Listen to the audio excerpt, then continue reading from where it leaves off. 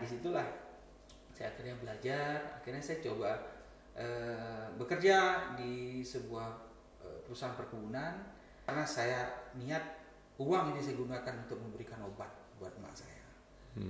Ya akhirnya di 2007 emak saya meninggal.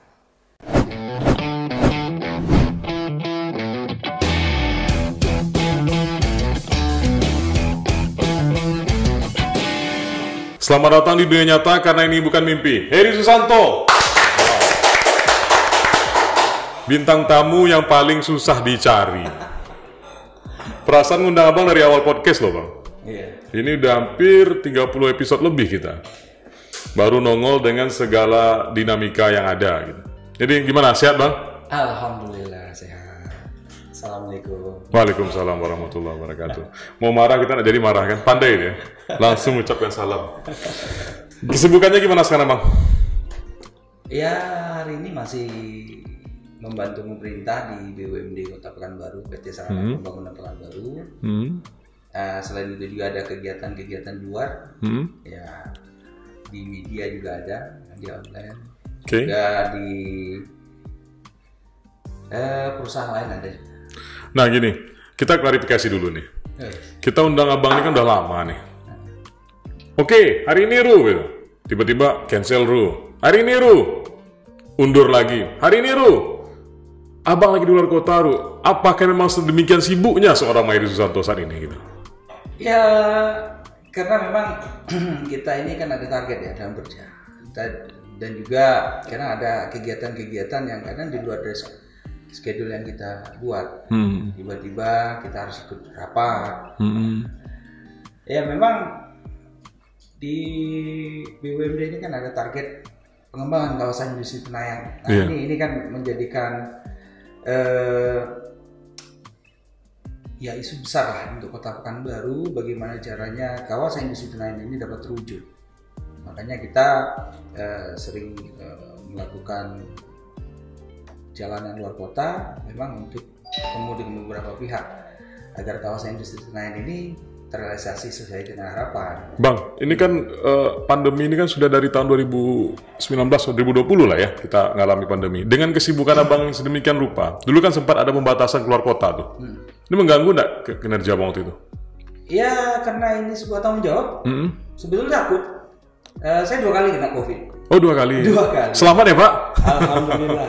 Ada rencana mau hat-trick? Jangan. No, jangan ya, oke.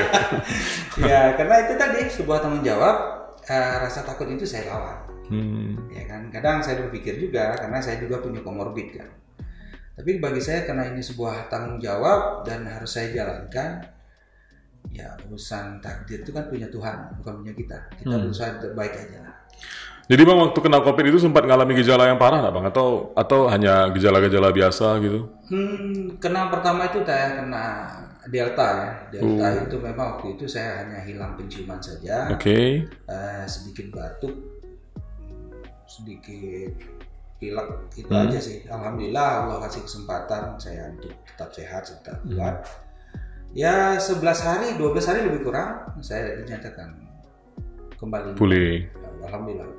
Karena selama proses pemulihan saya selalu beraktivitas, saya olahraga, saya tidak mau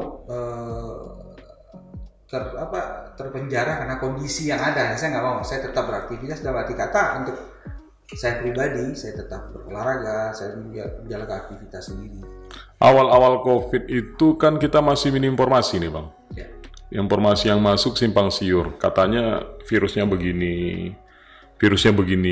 pola penyerangannya begini, nanti gejalanya begini. Belum ada informasi yang pasti di awal-awal itu.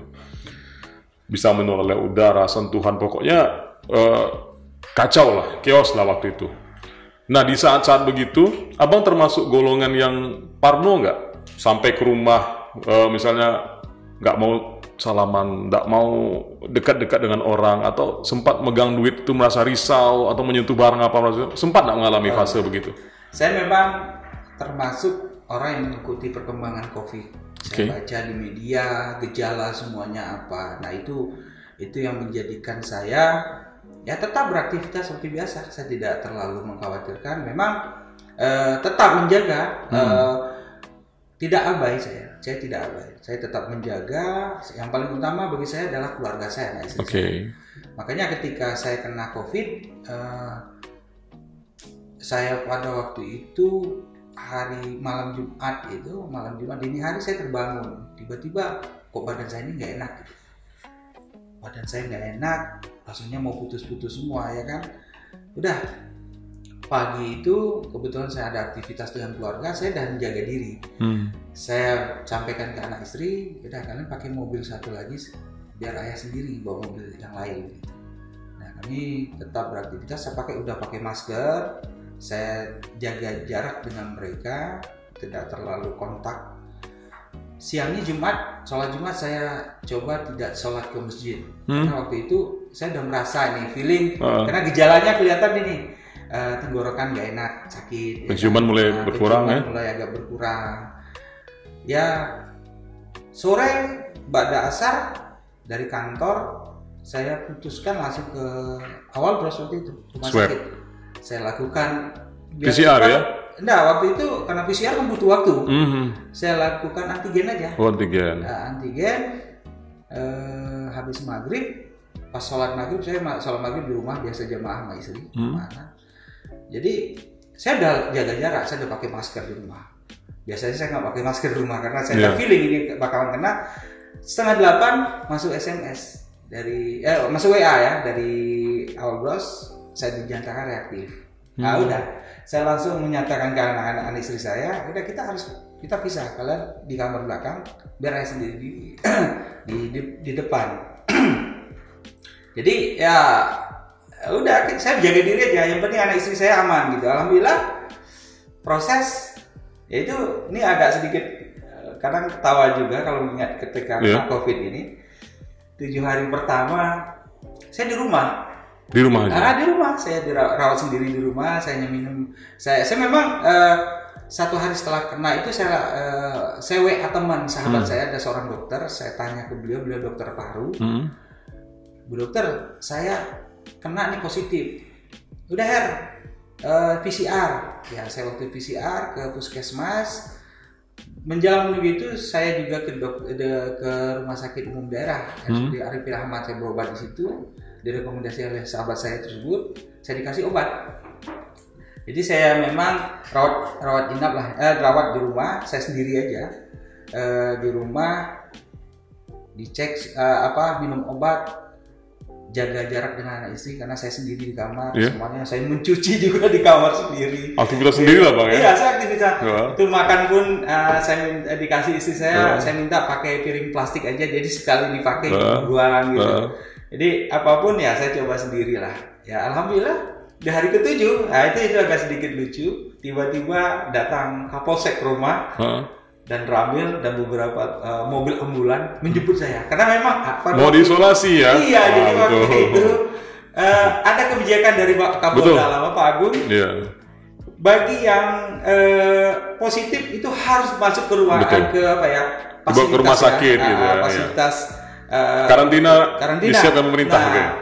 Nah, saya kan tidak merasa sakit karena memang saya fit. Saya alhamdulillah anak istri saya pun tidak ada kena juga, ya kan? Aman-aman saja namanya. Tapi ya kita harus hormati apa yang dilakukan oleh pemerintah, keputusan dari pemerintah.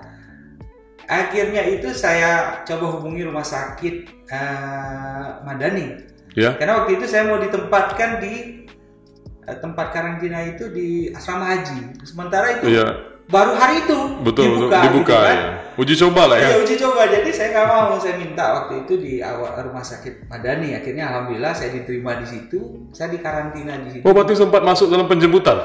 Enggak. Jadi pergi sendiri. Bawa mobil sendiri saya. Menyerahkan diri lah bang ya. Jadi bawa mobil sendiri memang dikawal oleh Satgas dan kepolisian. Jadi seperti di film-film itu. Saya mobil sendiri, ada istri saya mobil satu lagi. Jadi akhirnya saya sampai di rumah sakit Madani, saya di situ 6 hari. 6 hari, 1 hari sebelum hari raya Idul Adha 2020 itu. Malamnya, malam takbiran saya pulang. Alhamdulillah, ya saya udah negatif waktu itu, alhamdulillah. Ya, memang beda suasana waktu itu ketika ada pasien COVID. Itu memang menjadi target untuk segera diisolasi begitu. Tapi semakin kemari, semakin semenjak mungkin vaksin sudah mulai banyak bang ya, dan kesadaran masyarakat sudah mulai tinggi terhadap COVID ini, nggak ada lagi.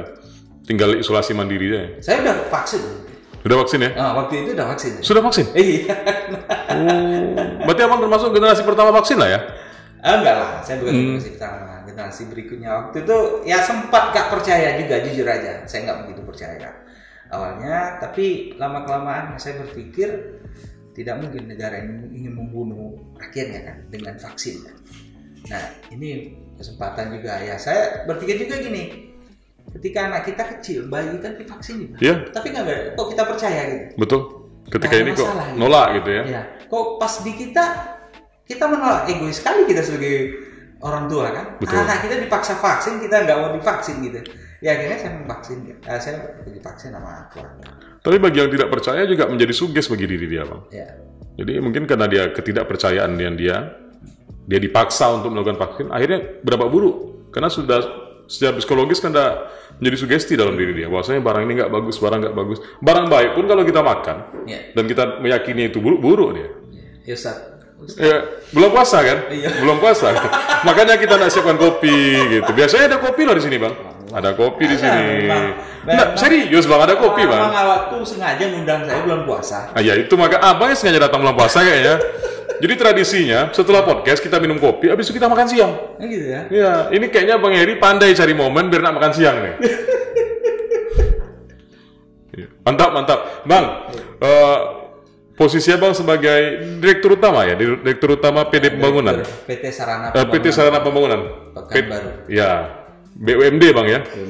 Ini kan munculnya kepercayaan Pak Wali Kota untuk menempatkan abang di sini. Ini kan tidak terlepas dari pengalaman-pengalaman Bang Heri sebelumnya. Karena Iqbal yang tidak punya pengalaman, Rizky yang tidak punya pengalaman, atau saya yang tidak punya pengalaman, tidak disuruh ke sana. Artinya kan bukan orang sembarangan nih yang dipilih. Orang gila gitu. Bisa jadi bang. Nah untuk sampai ke titik itu, ini Bang Heri sebenarnya kisahnya bagaimana nih? Kok bisa sampai ke titik itu gitu loh? Wah, kalau ditanya kisah, saya nggak pernah bercita-cita jadi direktur BUMD ini. Jadi ya kalau perjalanan hidup tuh pasti ada pasang surut dalam kehidupan. Ya kita dari kecil. Ya boleh tahu lahir di mana bang? Saya lahir. Ya. Saya lahir di Selat Panjang. Oh Selat Panjang. Meranti saya. Oke. 16 Agustus 75. Oh masih muda ya bang ya? Ya 75 ya? Rambutnya aja membuat saya dianggap orang tua. Enggak, tambah muda bang. Muda, ya? Belum tumbuh. Iya betul juga. Oke. Lanjut bang. Ya, tahun 80-an kami pindah ke Pekanbaru. Nah, ya kami pindah ke Pekanbaru, kami ikutlah. Jadi kami sekolah SD, SMP, SMA kami di Pekanbaru. Kami SD di daerah Tanjuru, ya, SD 003 Pesisir. Ya saya satu angkatan itu dengan Sahrial Abdi. Dia 010, saya 03. Saya seringlah ketemu ke SD kan. Ya SMP saya SMP 8 dulu, sekarang SMP 10 yang di Somo. Dan itu SMA Negeri 1 Pekanbaru tahun 94 saya lulus. Selesai itu saya pernah kuliah di Bandung tapi tidak selesai. Karena memang kondisi waktu itu kondisi ekonomi keluarga orang tua saya lagi sedang drop. Kalau dari segi ekonomi keluarga abang itu termasuk yang menengah ke atas atau sedang atau menengah ke bawah? Kami dulu kecil jualan kue. Ibu kami, almarhum ibu kami, itu jualan kue. Saya tukang antar ke warung baru. Oh, berarti bukan termasuk yang aman-aman aja secara finansial waktu itu? Pernah juga. Di rumah itu nggak pernah beras. Oh, ngalami juga? Pernah. Oke. Beras itu dikantar sama orang. Makan dengan hanya nasi dan Indomie juga pernah. Jadi ya kita pernah mengalami pasang surut kehidupan bersama keluarga ya kan. Ketika adik-adik saya di rumah tidak punya TV juga pernah. Mereka nonton di tempat orang, diusir pernah. Di situ saya memotivasi diri saya. Mereka nggak boleh susah. Oke. Akhirnya saya pernah ikut kerja bangunan. Pernah ikut teman saya jualan minyak tanah, literat minyak. Oke. Iya. Jadi ya saya nikmati hidup ini ya kan. Ya, kita hidup ini kan proses. Jadi dari kecil memang kita belajar susah. Memang orang tua kita bukan orang tua yang kaya raya ya kan. Mohon maaf kalau tahu pekerjaan orang tua selain jual kue tadi apa bang? Sebelumnya ayah saya termasuk orang yang cukup punya ya kemampuan ekonomi baru. Namanya hidup ya. Iya iya. Ada kalanya di bawah. Iya.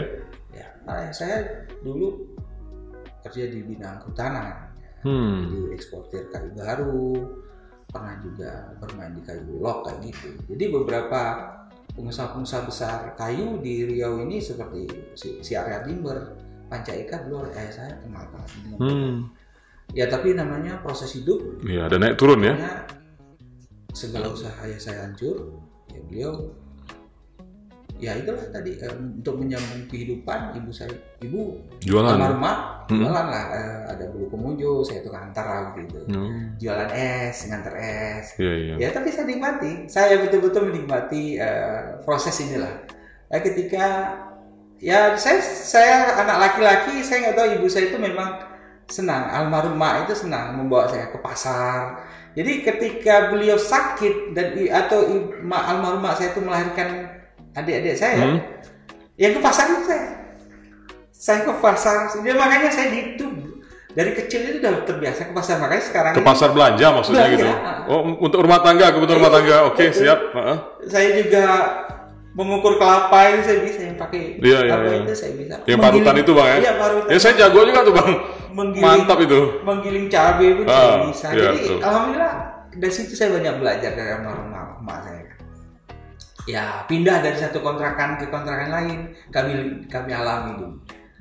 Ya kan, ketika kondisi ekonomi ayah sedang drop habis.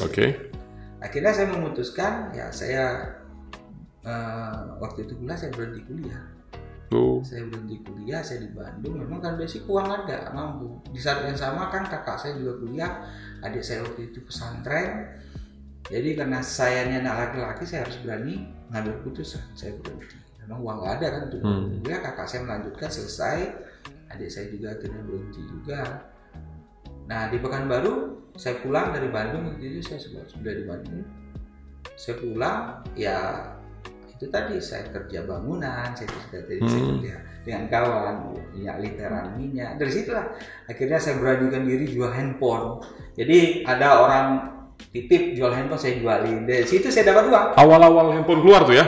Handphone itu Ericsson 377, 388 yang Ericsson 4 ya kan. Nah itu saya jual ke orang. Saya pernah dapat untung 700.000 pada waktu itu. Jadi dari uang 700.000 itu saya belilah TV, karena di rumah nggak ada punya TV kan. Saya belilah TV merek Philips 200.000 second yang dari Malaysia itu. Itulah saya taruh di rumah. Saya kasih adik saya yang awalnya nonton TV di rumah orang. Akhirnya mereka bisa nonton di rumah. Saya bilang mereka jangan sombong kalau kita udah punya, jangan pernah usir orang. Itu saya ingat saya belikan lah, karena waktu itu kan musim VCD ya. Iya. Saya ingat sekali saya membeli VCD merek Sanek gitu. 150 ribuan nggak salahnya? Itulah saya beli, saya taruh lah mereka biar mereka bisa nonton juga ya kan, alhamdulillah. Nah disitulah saya akhirnya belajar, akhirnya saya coba bekerja di sebuah perusahaan perkebunan bagian administrasi waktu itu di Jalan Dwi Korah. Dwi Korah yang di Gobah? Di Gobah, ada kantor, mereka buka perkebunan waktu itu di daerah Siahulu. Daerah saya lupa namanya. Itu dengan status yang belum tamat kuliah tadi bang ya? SMA. Iya, yang hanya SMA ya. Modal kita aja SMA ya. Ya itu tahun 99 itu. Ya saya juga menikmati juga, merasakan juga dulu kenakalan remaja menggunakan narkoba pernah. ya betul. Pernah ada cerita emang. Pil gila itu saya pernah coba. Saya pernah menggunakan ganja dulu pernah. Itu kenapa bang? Kok bisa bang sampai masuk ke itu tuh karena iseng pengen coba-coba atau memang kondisi hidup? Karena kan kondisi kehidupan terlalu beban kita terlalu banyak gitu kan. Nah waktu itu ya orang lah pakai kan semua coba mabuk merangkak pulang. Benar ya? Saya dulu perokok berat. Perokok berat ya? Perokok berat. Saya 98 saya berhenti karena ketika ibu saya sakit. Nah, ibu saya itu pernah stroke. Ya kan, ketika 98 itu akhirnya saya memutuskan berhenti karena waktu itu saya kan belum bekerja terlalu. Ya, belum tetap lah ya. Tetap lah ya. Jadi saya berpikir waktu itu begini, daripada saya beli rokok yang waktu itu Rp3.000 kan satu kotak itu rokok Sampurna Mile. Yeah. Nah kalau 1 bulan 360.000, ya kan. Kalau 360.000 ini saya gunakan untuk membeli obat mak saya, alangkah lebih bermanfaat kan. Iya betul. Nah hari itu juga saya berhenti. Saya putuskan uang ini saya gunakan untuk beli. Nggak ada harus treatment dulu, coba-coba apa, nggak ada ya? Hanya memotivasi hari itu. Sampai hari ini saya berhenti merokok. Oke. Nah, itu karena saya niat uang ini saya gunakan untuk memberikan obat buat emak saya. Ya akhirnya di 2007 emak saya meninggal. Nah, jadi saya balik lagi. Di 2000 akhirnya saya berhenti dari perusahaan itu. Karena memang saya lihat perusahaannya tidak berkembang. Oke. Di tahun 2000 saya diterima bekerja di Wilmar Group dengan tamat SMA. Wilmar, tamatan SMA. Tamatan SMA. Bagian humas. Belum waktu itu. Justru belum. Saya bagian administrasi. Saya tukang ketik-ketik DO. Oke. Tukang ketik-ketik DO. Ketika impor beras masuk, saya ikut telinya ya kan di pelabuhan Pasar Bawah gitu kan. Nah, gudangnya itu di Jalan Riau. Jadi hampir malam pulang. Kalau setiap ada beras masuk impor, kita kan juga supply beras buat PT PN 5 waktu itu. Wilmar Group ini ada juga bermain beras. Nah akhirnya ketika ada suatu persoalan di perusahaan, rata-rata nggak banyak yang nggak bisa menyelesaikan. Saya diminta, kau bisa nggak selesaikan? Saya ingat waktu Pak Albert Damanit itu manajer saya itu. Saya coba, alhamdulillah bisa selesai. Nah ketika itulah saya diangkat jadi humas Wilmar Group, bagian legal juga waktu itu. Saya ngurusin pekerjaan Wilmar yang membangun perizinan pembangunan pabrik, semuanya saya urus sampai wilayah kerja saya itu sampai di Rantau Prapat. Dari Pekanbaru sampai Rantau Prapat. Status masih tamat SMA. Waktu itu masih tamat SMA. Oke. Akhirnya ketika saya mentok nggak bisa naik, saya memaksakan diri saya untuk kuliah. Tahun 2002. Itu lanjut lagi atau gimana Bang? Saya balik lagi dari nol, saya ambil dari awal lagi. Ambil hukum. Hukum ya. Jadi dengan kemampuan keuangan yang terbatas, saya beranikan diri untuk kuliah. Saya ke kantor jalan kaki. Karena rumah saya waktu itu di daerah Tanjung, kantornya itu jam 7 jalan kaki sih. Siang kalau makan siang itu diantarin sama kakak saya nasi gitu. Nah itu jadi saya berproses di Wilmar. Akhirnya saya selesai kuliah ya di Wilmar saya sampai 2005. Saya di situ ya saya selesai kuliah karena waktu itu ada komitmen yang tidak terpenuhi oleh pimpinan saya. Ya kan ketika saya minta promosi karena memang hasil kerja saya nyata. Kawasan industri Dumai itu saya ikut juga membebaskan lahannya waktu itu. Saya ikut ngurusin administrasinya. Beberapa pabrik Wilmar juga di Pekanbaru ini, di Riau ini saya ikut andil dari nol pembangunannya. Saya juga dipercaya oleh pemilik Wilmar, Martula Sitorus, tanah Nirvana yang komplek Nirvana itu saya ngurusin semuanya, mengamankan semuanya. Beliau percaya ke saya. Beberapa aset beliau, lahan beliau yang juga di Siak Hulu, beberapa ratus hektar itu juga saya ngurusin. Nah, saya rasa saya sudah memberikan kontribusi yang cukup besar, cukup baiklah buat perusahaan. Tapi tidak ada perhatian waktu itu dari pimpinan saya waktu itu. Ya, saya sampaikan, saya berhenti. Ternyata waktu itu Pak Martua minta saya jangan berhenti. Ini akan kita proses. Saya kalau dengan Pak Martua sendiri sampai hari ini sangat baik beliau sangat baik. ada beberapa hal yang saya ambil dari beliau. Contohnya jam berapapun beliau tidur, jam 6 pagi beliau udah di meja makan. Jam berapapun beliau tidur? Jam berapa? Walaupun nanti ujung-ujungnya 1 jam 2 jam tidur gitu, tetap jam 6 pagi beliau udah bangun. Jam 6 beliau udah di meja makan, udah siap dengan rapi pakainya. Dan itu saya buktikan ketika kita ada rakor di Pasaman, di perkebunan AMP, Agrama Pasaman. Pada malam itu kita udah selesai rakor, kita bergadang sampai dini hari, mungkin tidur sekitar jam 2, jam 3. Kagetnya saya ketika saya mau ke toilet, beliau udah di meja makan dalam kondisi sudah rapi. Kaget kita. Sementara kita anak buahnya masih berantakan, ya? Berantakan, masih tidur. Itu kalau nggak ketemu beliau mungkin saya masih tidur, lanjut tidur. Karena ketemu beliau malu, saya harus mempersiapkan diri. Nah di situ mungkin kenapa beliau jadi orang hebat. Karena beliau betul-betul mengatur kehidupan beliau.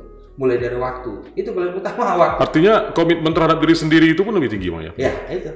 Beliau sudah berkomit dalam dirinya, setiap jam 6 pagi dia harus bangun. Itu yang dulu pertama dijalankannya, ya? Akhirnya 2005 karena nggak ada itu, saya nggak ada perubahan, saya berhenti. Nah, akhirnya saya diajak teman membantu beliau membangun global bangunan. Ya. Sampai hari ini global dan beberapa. Selain itu juga ya karena saya lanjut kuliah S2. Ya. Saya UI Jogja, selesai S2. Nah, yang itulah perjalanan ibu kan masih sakit 2007. Ketika ya Tuhan Allah kasih saya rezeki, ibu bilang, "Her, pergilah haji," dia bilang. Akhirnya ketika itu saya melihat tetangga saya pergi haji 2006 gitu. Wah, pengen kali pergi haji. Ini uang ada. Tapi uang itu waktu itu pas-pas untuk saya sendiri. Istri belum bisa ikut gitu? Ya karena uang gak cukup kan.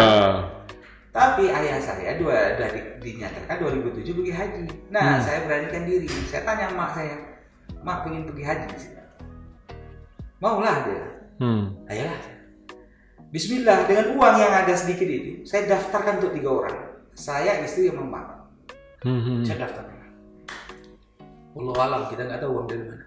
Tapi saya yakin ketika Allah memberikan ketika kita udah ingin menuju ke jalan Allah itu pasti Allah akan kasih kemudahan. Itu saya buktikan. Berapa lama tuh Bang prosesnya, Bang, dari niat tadi itu sampai ke titik itu tuh, Bang? Setahun. Dari yang awalnya untuk 1 orang bisa jadi 3 orang? Ya, 1 tahun demi Allah. Jadi saya membantu seseorang sebuah pekerjaan. Dia tanya ke saya, dia panggil saya Jimut mau berapa fee-nya? Oh enggak ada Pak Haji, fee Pak Haji. Pak Haji selesaikan ini dengan tepat waktu. Udah, saya happy aja Pak Haji. Ternyata setelah pekerjaan dia selesai, dia jumpai saya, dia dapat info saya mau pergi haji. Dia tanya, katanya mau pergi haji ya? Iya Pak Haji, mau pergi dengan mak. Berapa? Waktu itu saya kan haji plus 47 juta. 1 orang. Ayolah, alhamdulillah dia kasih saya 47 juta. Nih, bayar haji untuk mak. Sama Jimut. Nggak apa-apa, ambil aja. Akhirnya saya ambil, saya bayar. Alhamdulillah, terpenuhi semua. Tapi itu tadi 2007 pas 30 Ramadan. Iya. Hari terakhir besoknya Lebaran, mak saya meninggal. Padahal beliau udah siapin semua itu, udah siapin bajunya, untuk keberangkatan ya. Keberangkatan. Itu karena pasca setelah Lebaran kan 1,5 bulan aja. Iya. Kita berangkat haji kan. Betul. Nah, beliau meninggal 30 Ramadan. Bayangkan besoknya hari raya itu, kami adik kakak 10 orang. 10 orang ya? Saya 10 orang. Di malam takbiran ya? Saya laki-laki paling besar. Saya punya adik yang kecil.